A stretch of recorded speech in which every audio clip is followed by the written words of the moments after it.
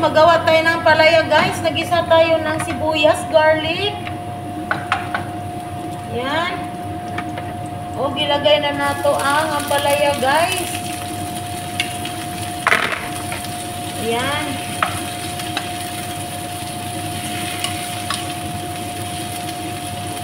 O, gilagay nato ang kamatis. O, capsicum red.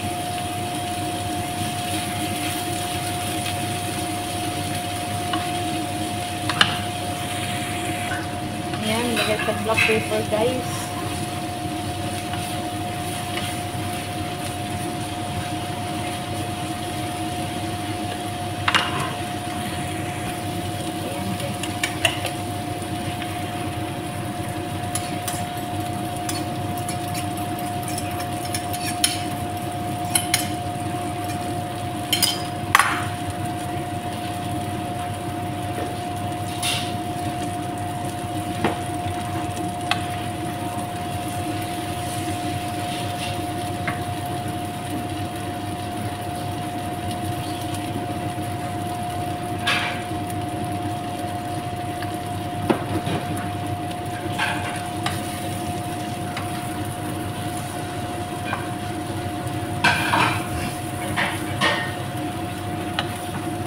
Kuratag hugot si Nobilin oy.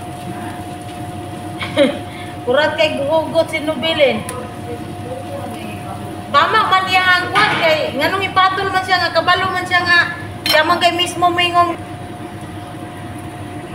Ayan na guys, luto na guys yung ampalaya natin.